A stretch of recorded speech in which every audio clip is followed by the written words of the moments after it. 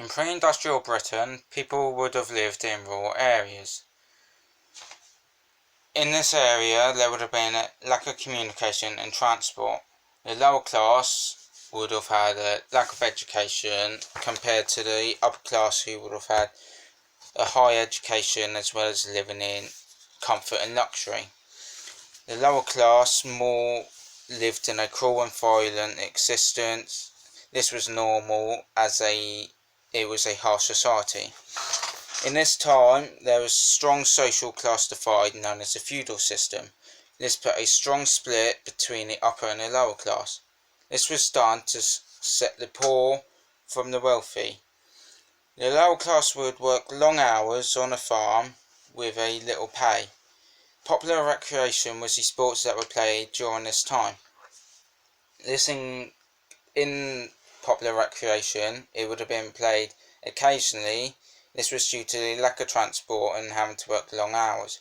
The only times they could really play would have been when farming was off season.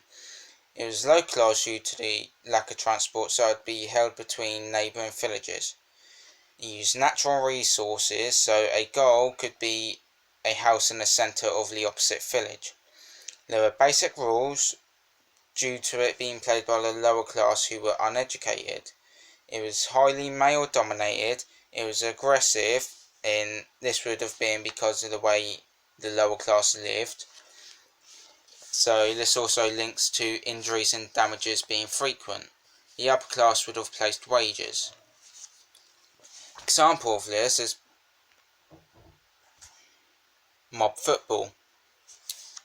In this is played by a lower class, localised because of the lack of transport, played occasionally due to work, male dominated, highly violent, and a lack of rules. Another form of popular recreation was real tennis.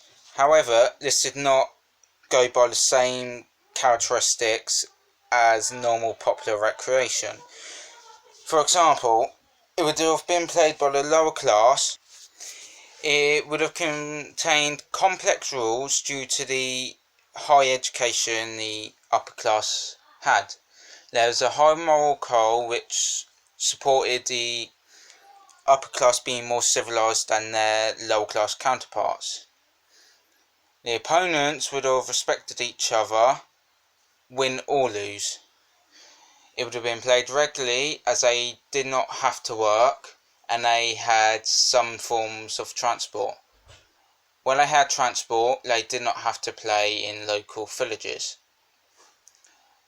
They could have built purpose-built facilities and specialised equipment because they had the money to afford it.